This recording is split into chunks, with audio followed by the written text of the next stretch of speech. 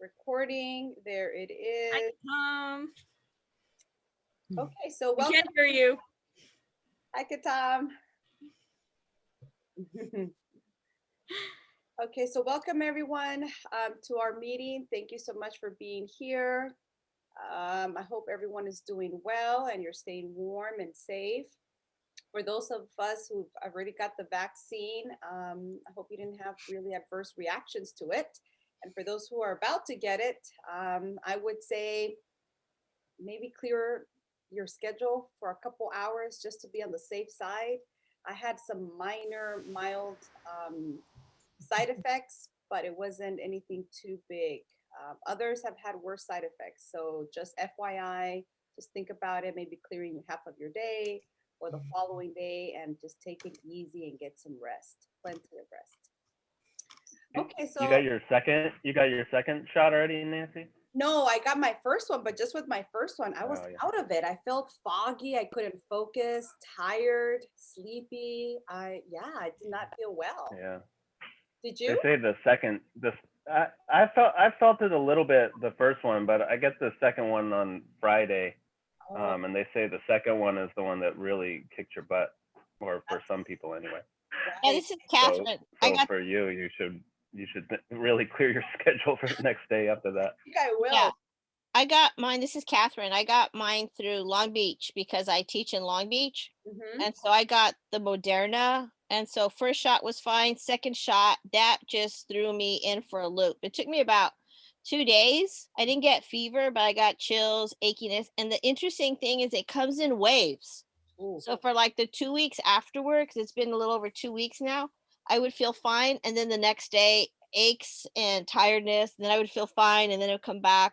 So be prepared for that too, that if for some people it's recurring.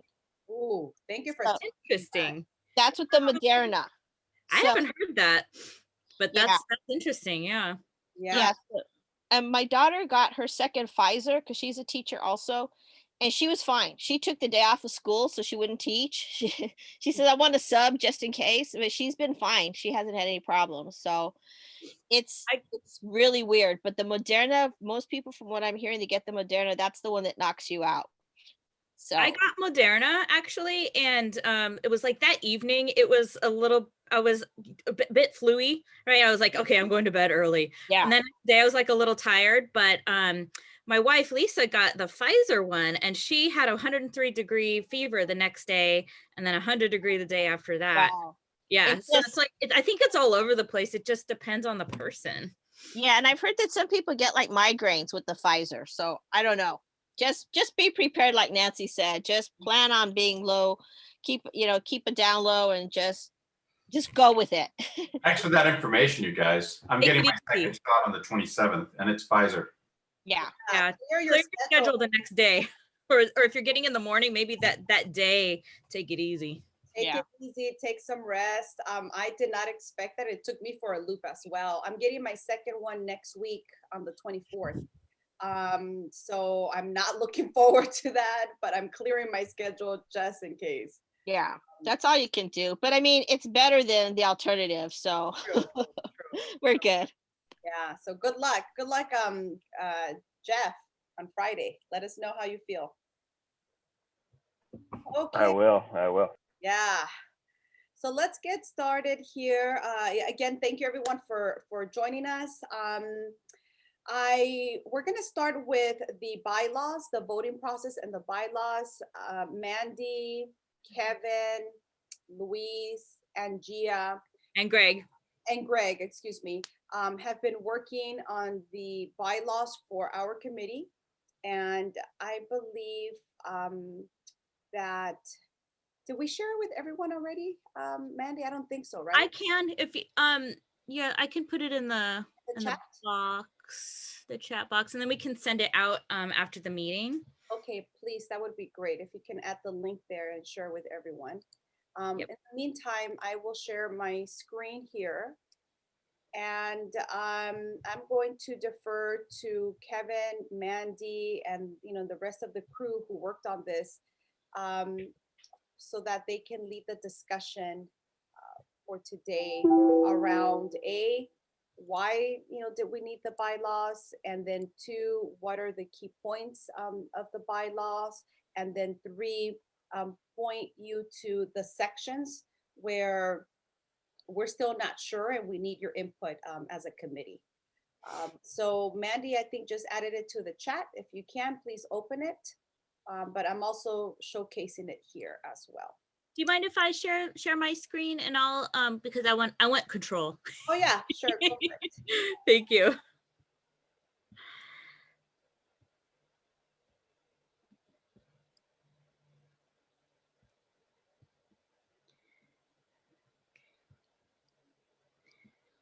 All right, and I'll make it bigger too so people can see. Is that big enough, everybody? Yeah, all right, Kevin says yes, so. Okay, so I guess, what are the purpose of the bylaws? I think it's important to have sort of goals and know exactly what our purpose is to keep us on track as the years go on. Yeah, so we started with the purpose. We based this off of the lit committee bylaws. So the sections are similar, although we did sort of add here and there and take away here and there. But I think what I'm going to do is just sort of let you guys give it like 30 seconds for each section and let you guys look over it, and then just you can ask any questions and I can take notes on any proposed changes or anything of that sort. And then we want to come back around in April, at the meeting in April, and actually vote on these so that we can have our chair, co-chair election in May. Was that okay with everybody so far? Yeah. All right, I'll take the silence as a yes. Okay, so here's Article 1 on purpose. So I'll let you guys go ahead and look through that.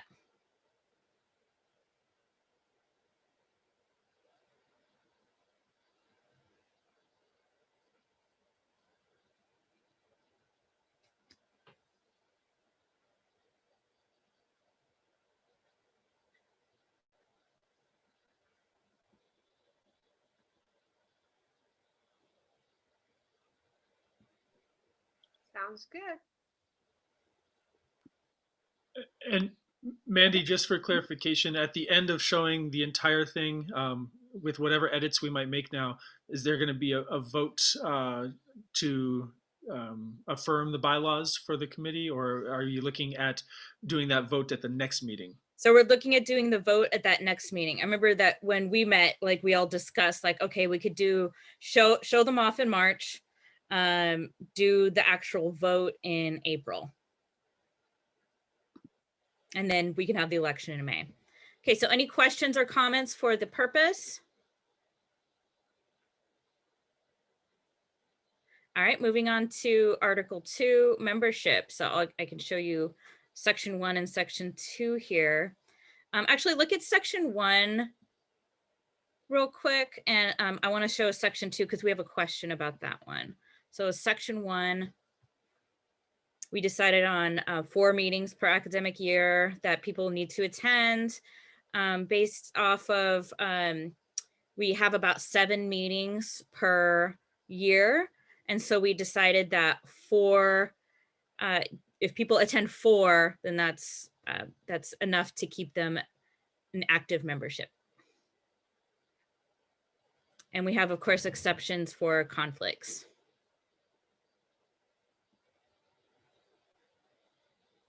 So any questions or comments on Section 1? Article 2, Section 1?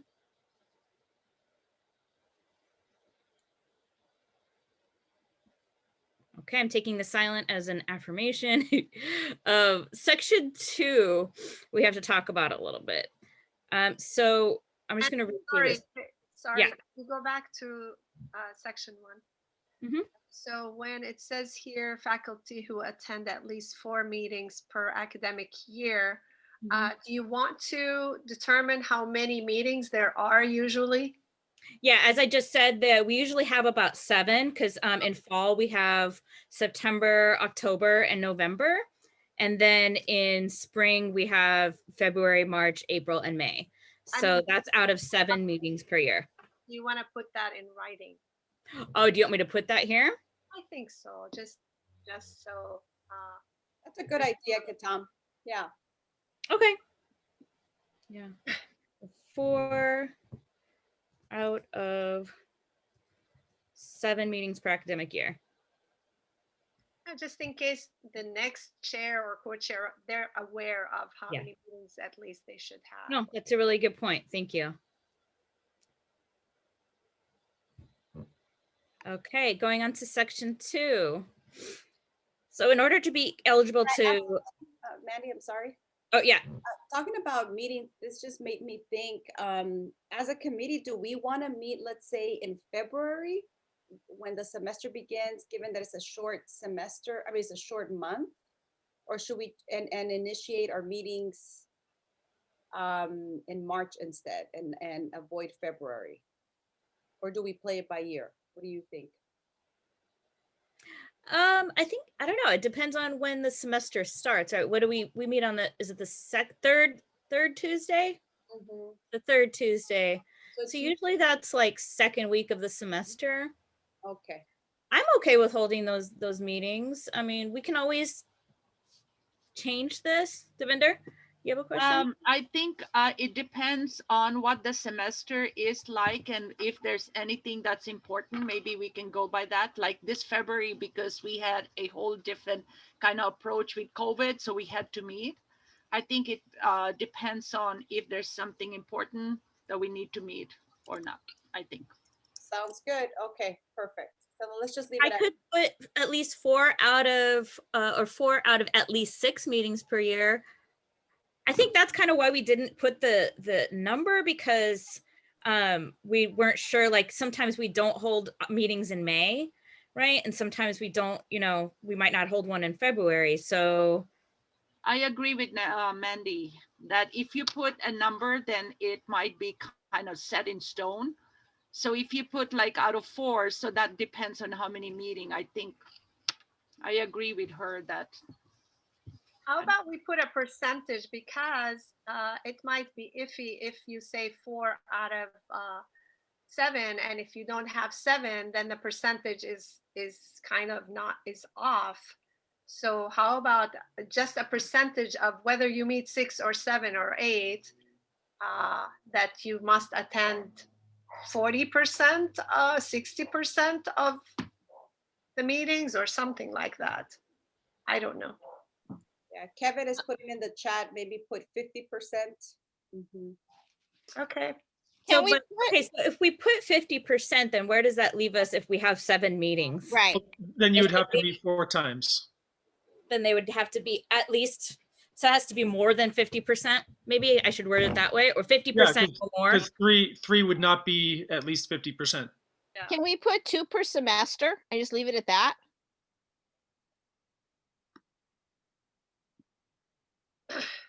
We talked about that too. I mean, there are usually 4 meetings in the spring and 3 in the fall. Sometimes people have other things going on each semester that would leave us with, I guess a person could technically skip all of the fall meetings and just attend spring. But Right, but see, if we break, it's almost like, again, me talking about the other schools I work at, like for flex hours at other schools, I have to do so many hours per semester, not all at the end. So this way, if we say 2 per semester, if we have 3 or 4 meetings that semester, fine. Some people can maybe schedule. So let's keep in mind, some of us part-timers that have to schedule various meetings all over the place. And so I think if we just leave it at 2 per semester, whether we have 4 or whether we have 5, we're still going to get them almost half the time. So let's think about scheduling, because if we say, unless we have a hard date for every single one, a percentage is tricky, as was mentioned before. But if we know we're typically going to have at least 4 per semester, just leave it open so that those of us who are part-timers and swinging in and out of meetings, we know, okay, I got to get to 2. Maybe I'll put it in my head. I'll go to the first one and the last one per semester. So, Kevin? So actually, Catherine, when we were discussing this language, we did think of the idea of 2 per semester, but I believe, if I recall correctly, one of the reasons was actually that we didn't do it was actually to help adjunct faculty, because a particular adjunct faculty might be assigned at another college, in the fall, that prohibits them from attending any meetings that semester, so that they could maybe miss all the fall meetings, but still make all the spring meetings and be a part of the committee. So right. But then we were trying to balance it out so it didn't have to necessarily happen in either semester, but by making it at least half, they could do 2 in each semester, or they could do all in one semester. It was more flexible this way. Yeah, it's one of the, it's really tough because it's a damned if you do, damned if you don't situation. Because typically I teach on Tuesdays at this time, but since we're online, I have more flexibility. So it came to a point where I was making very few of them, because I'm always scheduled to teach at this time on Tuesdays, both semesters. But I just think that if we give people the flexibility just to be better engaged, 2 per, or again, if you just do 4 per year, I guess that'll be fine. It's just a matter of if we want to mandate anything, or just say, we should just maybe go with 4 a year, and whenever we can attend, we can attend. So another thing I was thinking that we could do, Catherine, to address this issue is put into this part here, we have exceptions are granted to members who have a conflict with another department or campus-wide committee meeting, but we could add in something for adjuncts as well.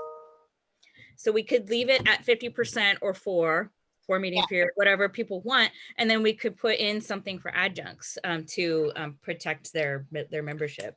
That would be great if we just put in an adjunct exception, because a lot of us, we do want to be here, but sometimes totally. scheduling, or we could be on the freeway driving from one campus to another. So I think, some sort of modification for adjuncts. Basically, we still need to go 4 times, and let's just go when we can.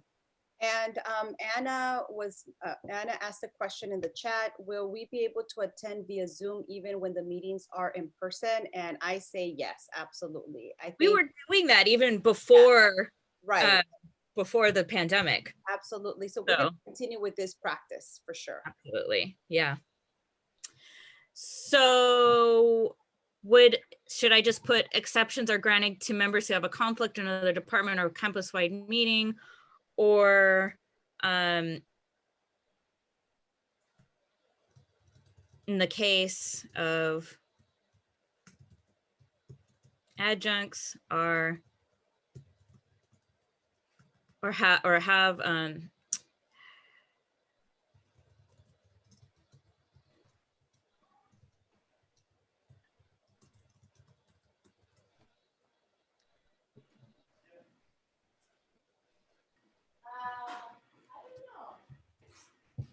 how does that sound? Exceptions are granted to members who have a conflict with another department or campus-wide committee meeting, or in the case of adjunct faculty, have another obligation at a different college. In such cases, members must attend at least 1 meeting a semester to maintain membership with the committee. Now that part would get tricky, I think, because then what if an adjunct faculty member cannot come to any meeting?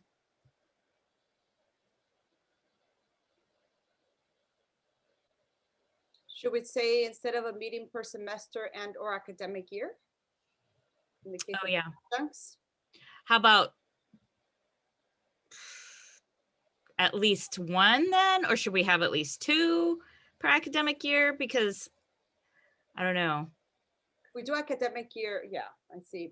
Maybe in parentheses, or at least 1 per academic year for adjuncts, something like that. Do we think that's enough? Well, but I mean, we have to work with our adjunct schedules. If they can't make it, they can't make it. If we're gonna, so this is Catherine again, being the devil's advocate. It's only because I want to be part of everything. That's my problem sometimes. What if we're gonna put these on Zoom, could we have a backup where maybe we could say, if you can't attend, at least, watch a Zoom meeting, kind of like we do with our kids. If you can't attend, you can watch a Zoom meeting and then somehow log the credit for that. or perhaps maybe participate in one of the events that come out of the planning. Hmm. Hmm. It Good just point. gets sticky for adjuncts. That's the problem. Yes. Let's think about this one, everyone. I'm hearing what you're saying, Catherine. I'm taking notes. I'm hearing what Anna just said. Let's think about it. Let's sit on it. Let's sit with it. Jeff has his hand up. Well, just what is our purpose anyway, I think helps our purpose for membership, because, you know, if the purpose is so that people are really understanding what the committee is doing and what's going on, then, you know, there has to be some participation. I think all of those kind of work. We want as many people active as possible, but I think the main thing that we're trying to ward off is like somebody just randomly coming in and wanting to upend, you know, the work of the committee, who hasn't been part of the work of the committee, right? So we can give as much leeway and flexibility to the chair to. I have a proposal real quick that we just delete this sentence and leave it up to the leadership of the committee to make those exceptions. Or leave it up to the, I don't know. Kevin, you had your hand up. Yeah, I think Jeff's point is great, because we're certainly not saying, you know, if you're going to attend meetings, you have to be a member. Anyone can attend these meetings, and that I think is the goal. But to be an actual, like a voting member of the committee, that's what we're just really describing here. And so that's a great reminder, Jeff, that to be a voting member, you have to be participating in. Some semesters, you know, you're not able to participate fully, so that's an issue. But you know, you're not quite as engaged with the ongoing discussion of the membership.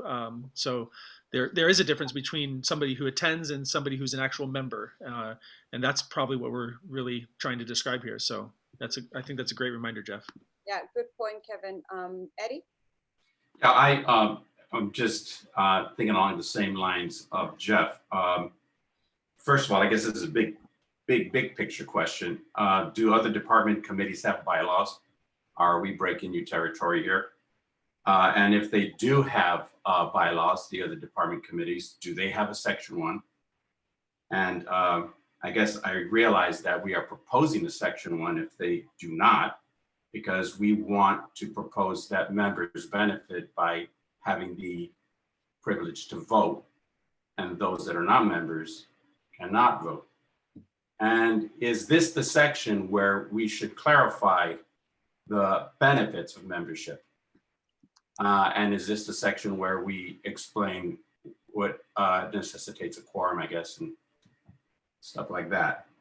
And finally, so we are no longer pursuing the path that the Literature Committee created many years ago when it was a very small committee, and that was that only members who were members of the Literature Committee could teach literature. We're not doing that with any of this, right? That's not the purpose of this, correct? Correct.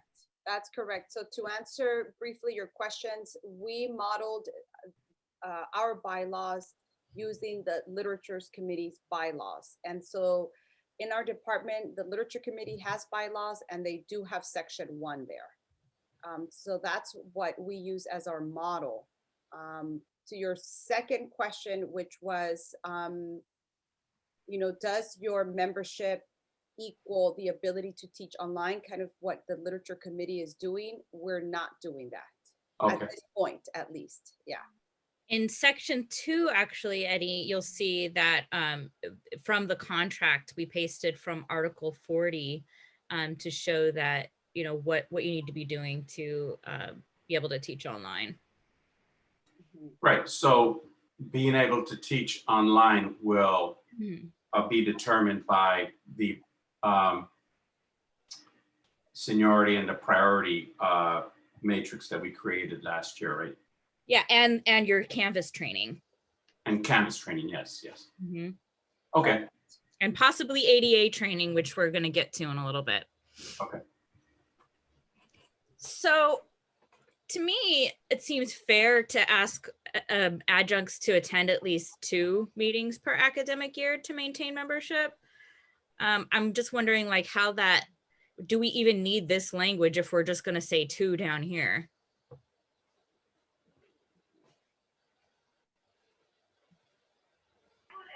Yeah, I mean, I think 2 per academic year is minimal, right? Because I mean, I think it just goes back to what we were saying, what Kevin fleshed out even more, which was this is about just voting rights in the committee. So it's not about like not allowing them to participate or not hearing their desires and needs and things like that. But we want the people that are voting on whatever issues we're going to be voting on are really engaged in the work that is going on. So I know they can do that in other ways, and that's why we would have the chair have the discretion to give them voting rights if they've been active. Yeah. So I'd say at least 2 per academic year, though I would even push for more.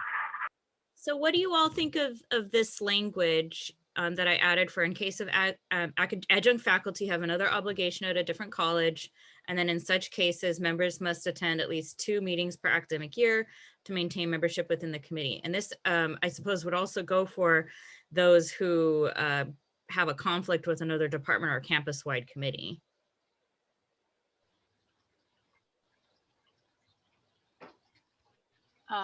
Mandy, for that last sentence, in such cases, maybe you could add these members because it's referring back to adjunct, right? Is In it, such that's cases- that's part of my question. Is it just referring back to adjunct, or is it referring back to any member who has a conflict with the department or campus-wide committee? The only reason I would think in this case adjuncts because the last part of that previous sentence say, or in this case of adjunct faculty. What I could do is I could make it even clearer.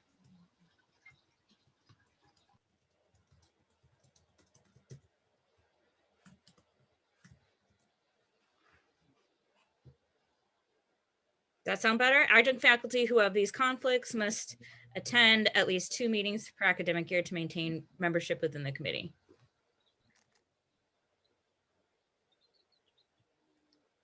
Does that make us all happy?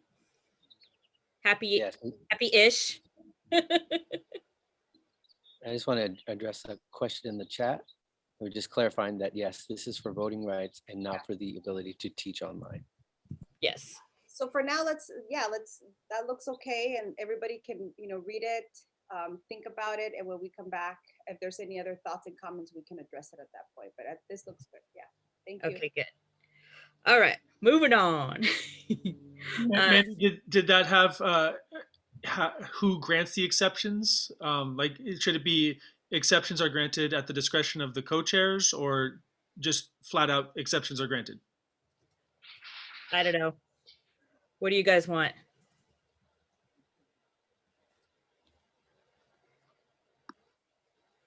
I think it should be the chairs, the co-chairs. Mhm. It's not going to happen very often that I agree. become an issue. Maybe the answer to that question might be when you send out a reminder announcement of the meeting, that person who cannot make it will email to the person who's sending it, right? Which usually is the chair, the vice chair. Those people will make that decision, I'm assuming, right? Yeah, I added at the discretion of the chair or co-chairs. Yeah, that works. Okay, going once. Going twice. On to section 2. Okay, so section 2, in order to be eligible to teach online, faculty members must adhere to the policies listed in the contract. We figured we were staying pretty safe here if we were just quoting the contract and saying this is what you need to do to be able to teach online. And this is done through Pauletta Daw. Right, and we clarified here as approved by the campus DE coordinator for each portion here. Is any of that language in our union contract?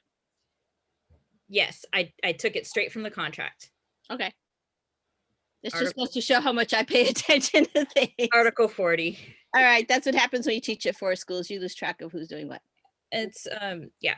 So this is quoted directly from the contract, except for the stuff in the brackets here as approved by the campus DU coordinator.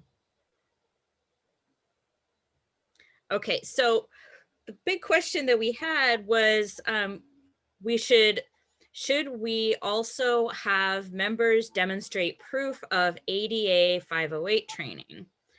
Or should we have right now, since part of the thinking was like, do we want members to have ADA training now? Or do we want to wait a little bit, like maybe next year or the year after, or maybe even to the next time we update the bylaws? Which one should we go with here? Members shall also demonstrate proof of ADA 508 training, or it is highly recommended that members demonstrate proof of ADA 508 training. And the thinking was that like maybe a lot of people are still going through the ADA training right now, and we want to make sure that for the May election, that it doesn't disqualify anybody who has been active in the membership from actually being able to vote. Do you want to, Mandy, do you want to put some kind of a deadline to complete the ADA training so that before the next election, everybody will have, who's interested at least? Well, our next election is May. So like, I think the idea was that in the next revision of the bylaws, we could change that. If we feel like we're ready, we can change it to this. Okay. So I'm kind of for this one, as you could probably tell by my language, but I want to, put it out there and get people's opinions on it.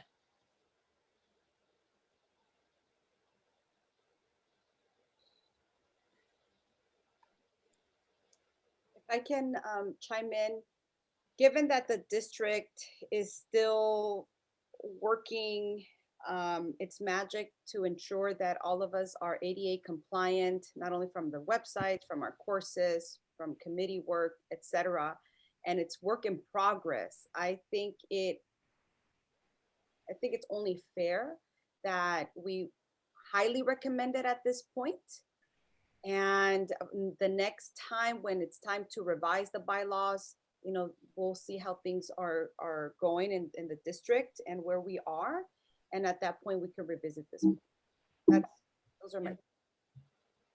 Yeah, I agree with Nancy. But again, if there's anybody who feels strongly that we should have ADA training required now, please speak up. Okay, well, I'll put out there that accreditation is coming up. And, my sense is that violating ADA requirements is a deal breaker with accreditation. And it's coming up sooner than we think. And if this committee is going to be responsible or be the model for it, then put a deadline on it. Well, to that point, Eddie, it's not yet required by the district or the college. It's not? No, the 8508 is not required, correct? To have the training? Yeah, it's not required by the district to be able to teach online? No, because otherwise they wouldn't have just sent out the training. Yeah. But by accreditation standards, we wouldn't be out of compliance. However, I agree with you that. I see what you're saying.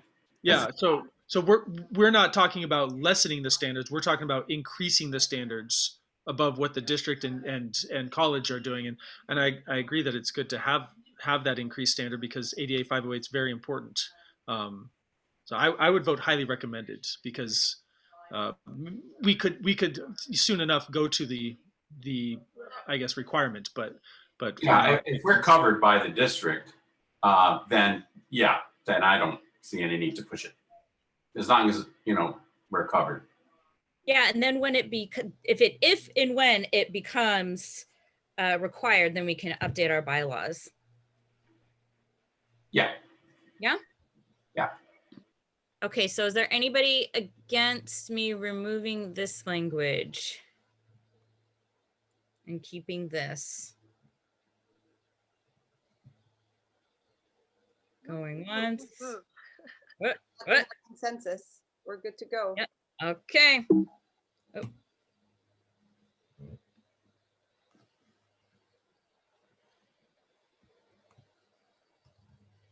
Okay, so this is what we'll have here. There we go. Okay. So here we have section 3. This is, again, based on the contract. So this may change depending on if the contract changes. In accordance with college policy, members may teach only half of their course load during a semester or session. This applies to both full-time and adjunct.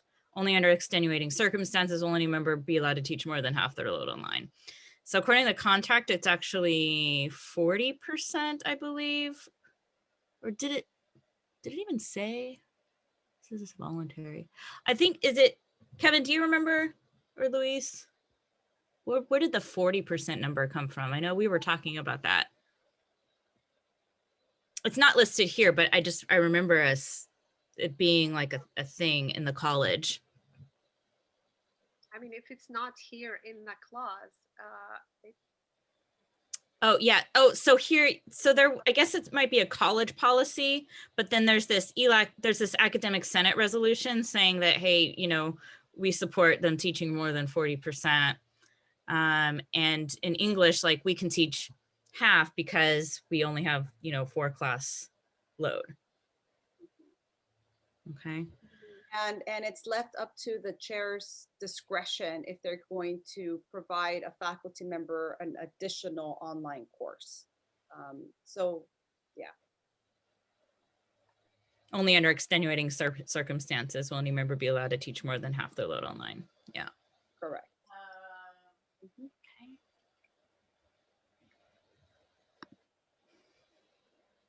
So again, this is straight from the contract. Figured we'd be pretty safe going with the contract language here. Any other? Can you just clarify? Yeah, sorry, Mandy. Can you just clarify? So when you're saying teach half their load, so then let's say you have 4 classes, but then a late term, a short term late in the semester opens up, and then that would be 3 online classes. So now you 3 of your 5. You're not saying that's part of this. You're just saying that regular 4 class load. Well, during any part of the semester, if you take a late start class, that is part of the load for that semester. So you would be overloaded.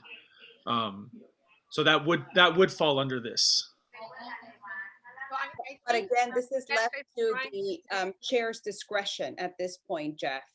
So let's say that you're offer a late start course, the chair can't find someone else to take it and she offers it to you, you can take it. And so that will be left up to the chair's discretion.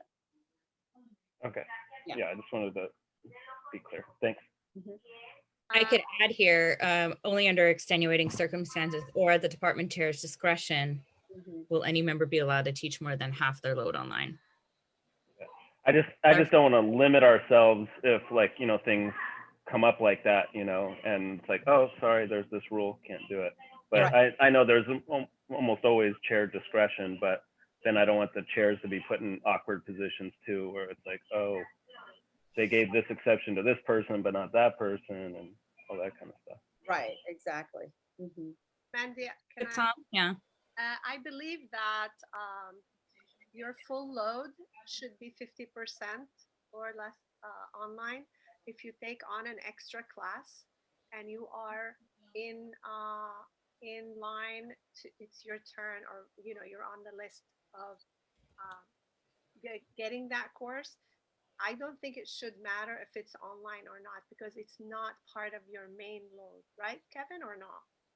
Because it's overload. I remember, like if you're teaching a 5th class. Yeah, it's like, it doesn't matter whether it's online or not. It's not part of your main load that you are paid for to be on campus 50% of your time. Yeah. Mandy, do you want to pull up that college policy document again? That might help. And Luis is agreeing with you, Tom. He says that he believes that is correct. At least that's what I remember being in that position. So this resolved, the second resolved,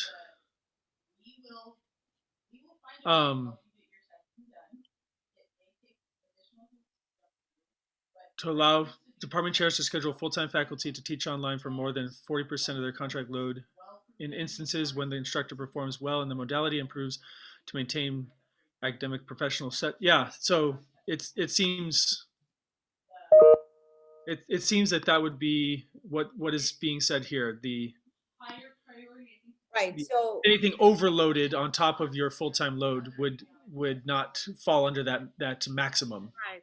correct. So coming back to Jeff's point, your original, let's say 4 classes for English, right? And 2 of those is online. Now, if Jeff wants to get a 5th class, it doesn't matter what modality it is. Right. And he could go online and that's fine. Yeah, because ultimately it's the department that decides the modalities, and especially outside of a pandemic situation, and then the instructors can decide if they want to teach that online class or not, if that is an extra class. Yeah. Okay. So what if I add the word contracted course load just for clarification there? Mhm. Yes. That's fine. Yeah. Krishana has her hand up. Oh, I need to. Hi. Yeah, given the pandemic and the popularity of online classes, and that we're probably going to have a much higher demand, and what about if there is a much higher demand from online classes and they are filling? Well, I mean, I think this is the policy that we have now, right? That the college has now. And if it changes, we update our bylaws. If there is more demand, like say after the pandemic and, the students really want more asynchronous online courses, then I think that's something that the college will have to revisit. I could speak a little bit to that because at Discipline Day, Vice Chancellor Ryan Corner mentioned about the expectation for increased demand for online classes. He said that our district was somewhere in the range of 15 to 18% of our courses being online pre-pandemic. And he's expecting close to double that post-pandemic when we get back to whatever the new normal is going to be. So that means somewhere between 35% will be online. And so this does kind of align with that still. If we end up with a demand of 50 or more % online classes, then we'll have to revisit this for sure.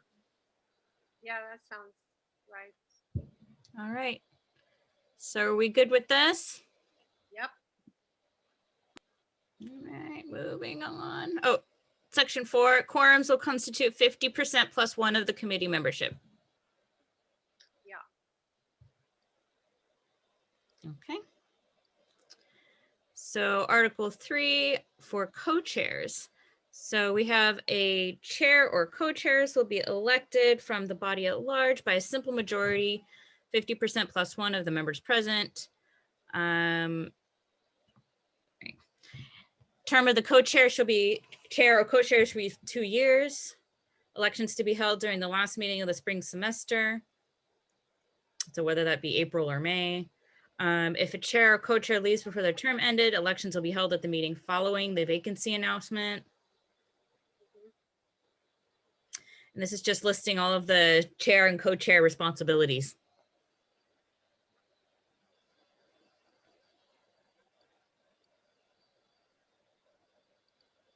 I'll let you guys look at that on your own.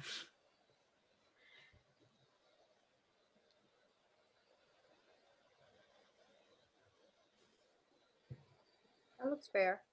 Okay. Yep. All right. So here we on to Article 4.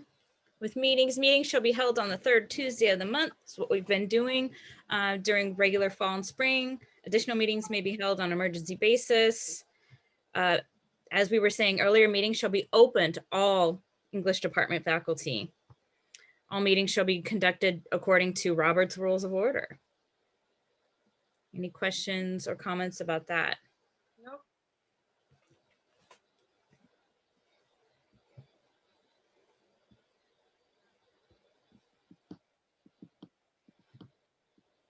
All right. Then amendment of bylaws. Amendments to the bylaws may be proposed by any member of the committee. Any proposal to amend bylaws must be noticed at least one committee meeting before voting. So that means if somebody says in March, hey, we want to change this bylaw to this, then we talk about it a little bit and then have the actual vote in the April meeting. A 2/3 vote of members present is necessary to adopt proposed amendments. And bylaws will be reviewed and updated as necessary every 2 years. And as we are seeing right now, in the event of emergency, college, district, and state policies will supersede these bylaws.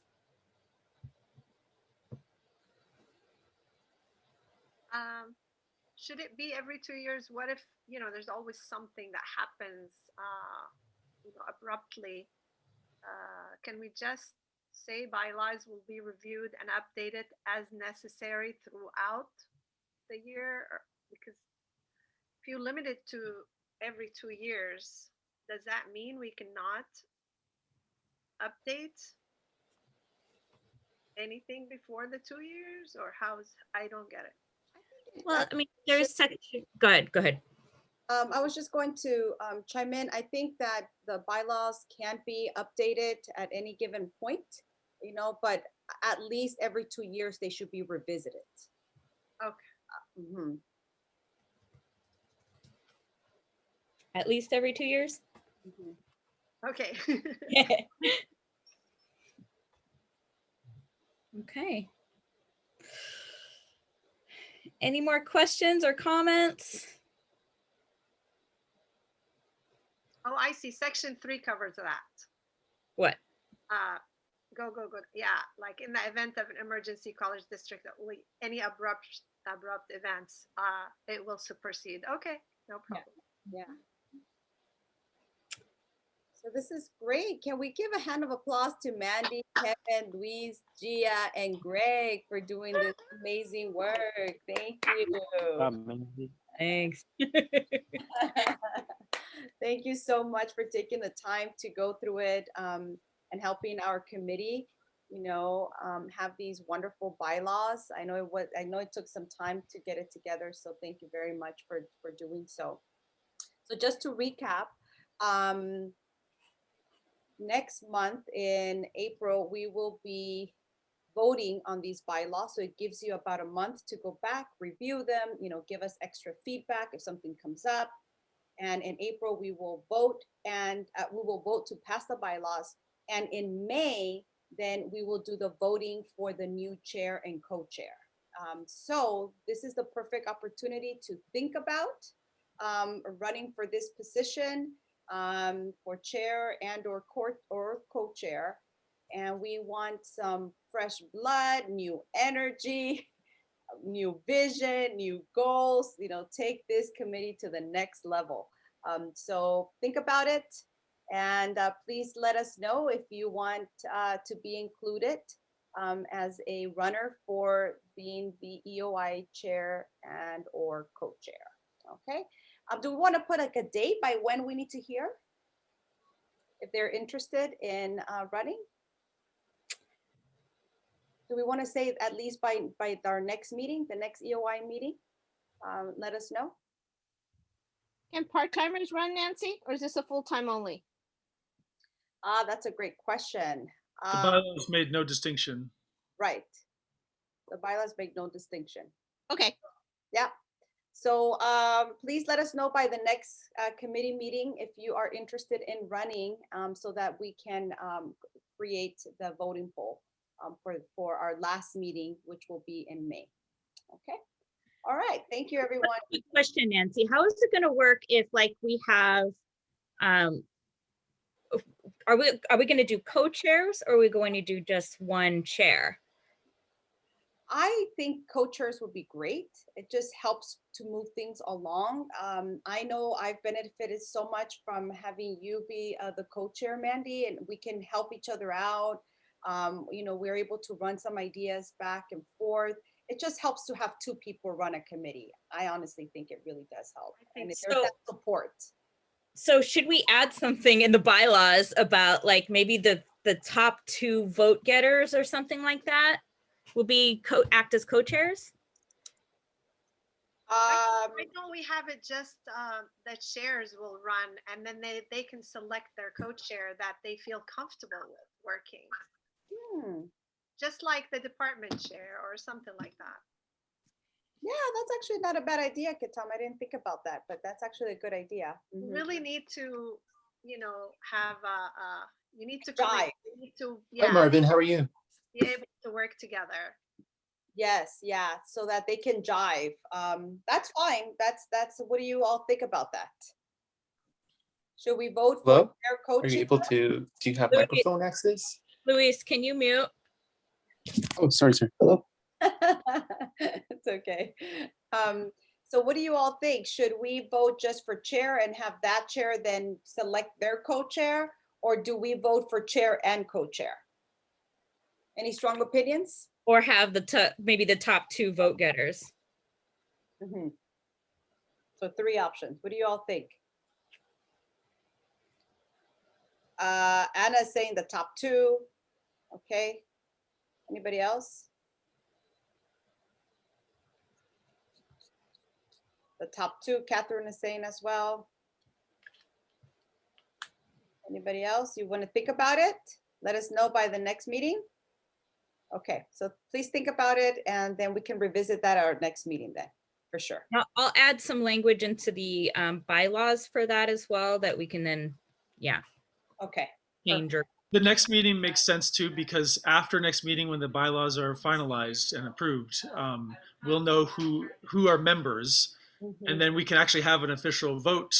Somebody could put a motion and put a vote to what the process for electing the chair should be. Correct. Good. That makes sense. Okay, thank you. So let's move on with the agenda. And if you could look at the agenda, we have Greg and Mandy who will be giving us a micro teaching workshop, and the topic is given feedback on Canvas using audio, video, and or text. So Greg has asked to have sharing rights. So Greg, feel free to share. Thank you. So one of our topics we've had on our list to bring up at this meeting is feedback and guiding students with feedback. So in your process of instruction, you are getting people's attention, you're introducing concepts, giving them some sort of exercises, hopefully guiding them with feedback, and then they ultimately developing mastery of your content. But how do we do that with Canvas in this new environment? So I just put a couple slides together, and hopefully it brings up some ideas of topics that are related, how you give feedback, how often, and in what manner do you do that, and what does your feedback contain? So this little comment box, and I'm specifically thinking about assignments. This is probably a comment box you've seen plenty of times, hundreds of times. You've typed in and submitted your comments. But there's also these different options here. As you can see, you can attach files, you can have video, or use the speech to text recognition. And if you've never used this, I have a little demo of what it looks like.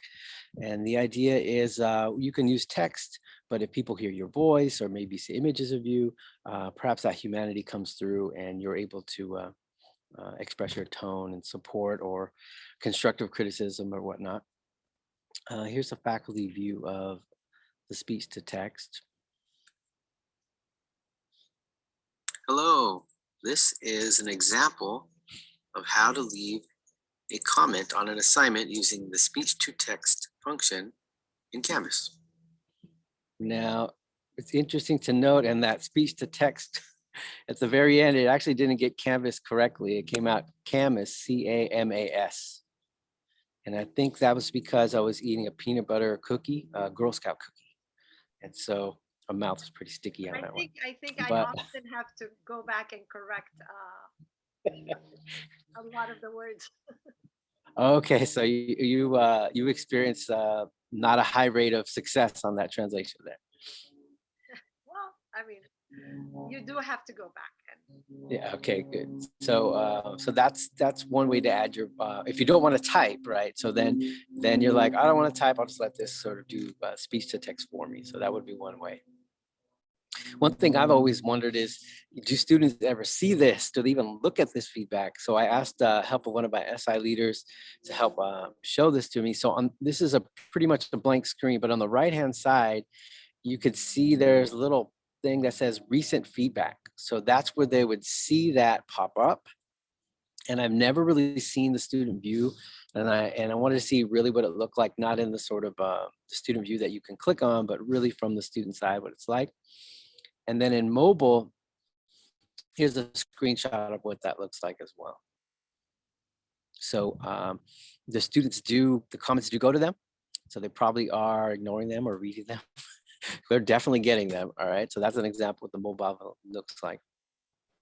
In addition to adding an audio comment where you're talking, you can add a video comment. And this is from the student view as well, screencast of what it's like on the other side. And the person is clicking. This is a kind of like a shell I had for SI.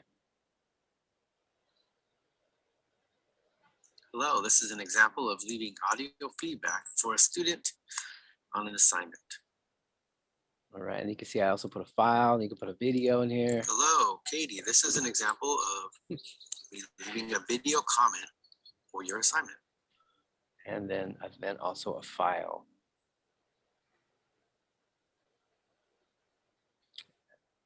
So that is just a mini demo of different ways you can leave feedback. Students do receive them and they are notified.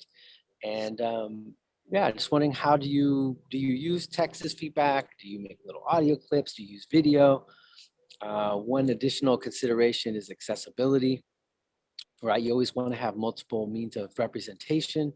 I think that probably the safest route for accessibility would be if you had written comments out already, you could post the written comments and then actually read that or make that your captions for your video.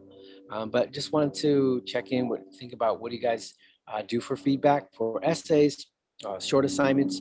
Do you try to use multimedia and that, or how do you think about feedback and what do you do? Can I add something, Greg?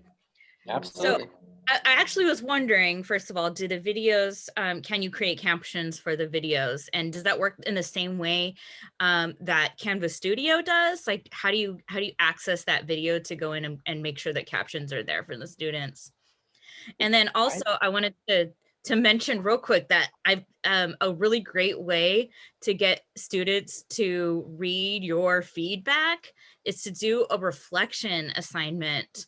I have them do it for at least the first 2 essays, so that they then have to, reflect on, okay, this is what I need to work on, et cetera, et cetera. Yeah, and also there are notification settings that they can set so that they're getting your comments right away. So make sure that you get that word out to them. There are Canvas tutorial videos that show them how to do that.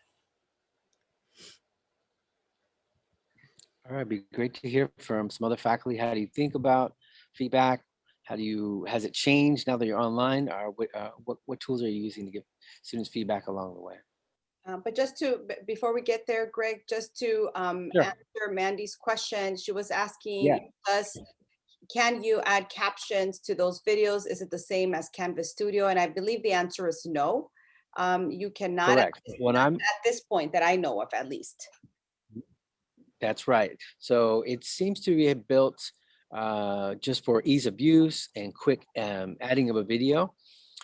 So if you were going to do a short little feedback on video, it doesn't really make sense to try to make a video, add captions, upload it somewhere and go through that whole process.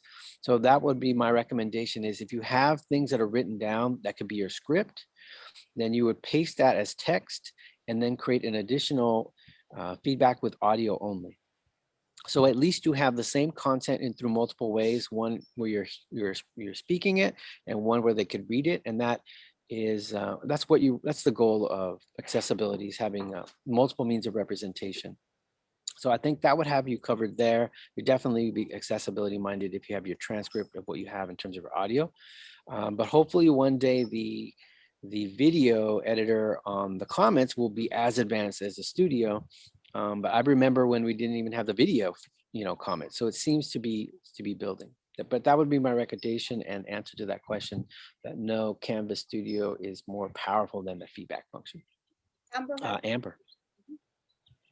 Can you hear me okay? Yes. Yes. Okay, sorry, I have a new microphone here, but I'm new to leaving feedback as well. So I've just started this semester to use videos for feedback. But I like Mena's suggestion to type out the response first, because it's something that I found I needed to do anyway, because I wanted to start having a conversation in the comment. So it was nice to quickly note it down. And so just translating that to quick, simple sentences was really helpful to just keeping me on task and then making sure that it's accessible to students. And before we go to another question, Amber, did you get any feedback on your feedback? Did the students notice that or appreciate or make a comment that you made videos for them? Yeah, I noticed that the responses seem to be less like defensive or nervous. I kind of pick up that tone if I'm trying to give feedback. And so I always try to put that text out there that, you know, this is a space to kind of grow, and I'm not really trying to, you know, bash your writing or anything. I'm just asking questions to offer like devil's advocate or to expand your thinking on it. So I think it was easier for me to get that tone across when I did it as a video or an audio, because they could hear that tone. And so they responded better to it, I think. That's great. That's great. Thank you for sharing. Krishana. Hi, Greg. Just to clarify, so if we're going to do the script and the video, would we do the script and we would do the script and then we would press submit and then make the video? Is that right?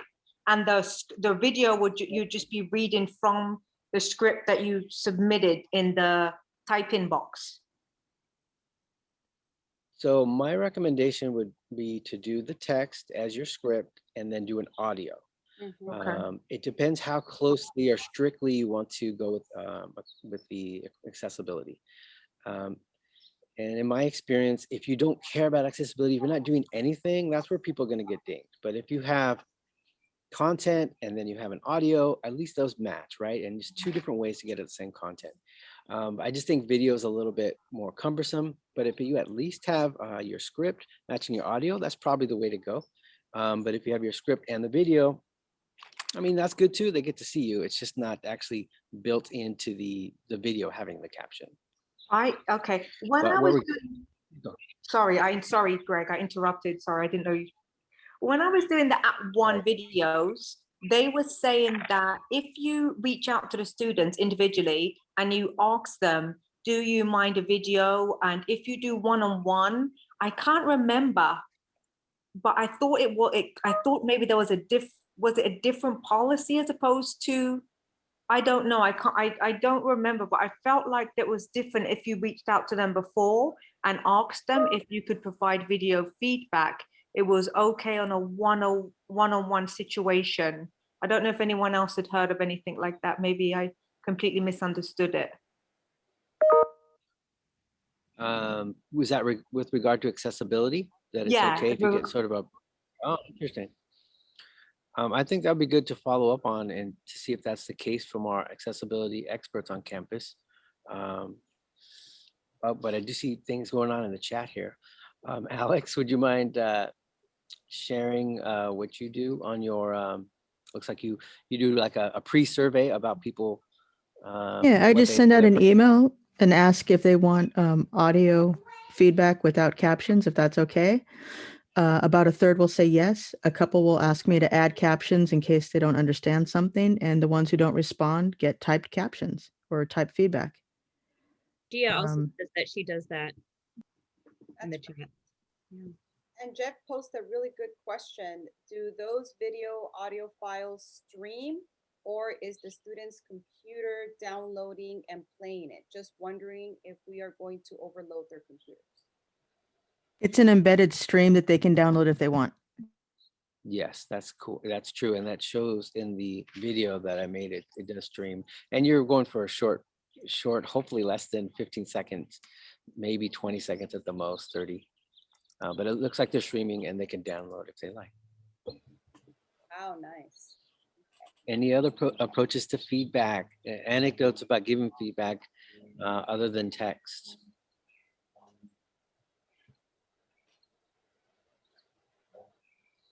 I just know that it's difficult. One issue is difficult when using Turnitin.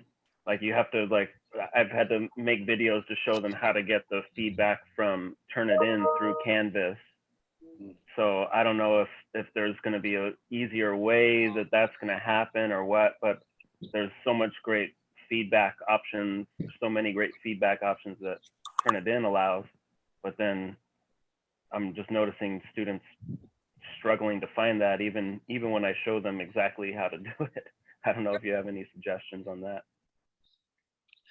I don't. Does anybody else have a lot of experience with Turnitin feedback options? I've heard that a lot, Greg, too, that folks are having trouble accessing the feedback that we give them.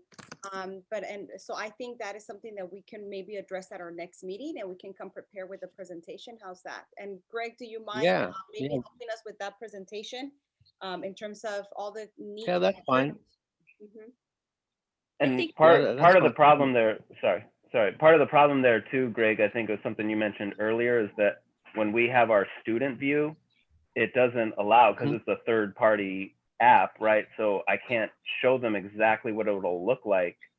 So, and I've been searching and searching on the internet, trying to find some video that actually shows exactly what it'll look like, but I just don't have access. There isn't anything. I can't find anything anywhere. Yeah, my SI leader was kind enough to take some time. I said, make some screenshots, make some screencasts. But yeah, you just kind of have to have a volunteer make screencasts to see what is it really like on the app, or what is it like on a desktop. But yeah, and if anyone else has a lot of experience with Turnitin and wouldn't mind working with me on that, that's fine. I think feedback on Canvas is problematic as not just Turnitin.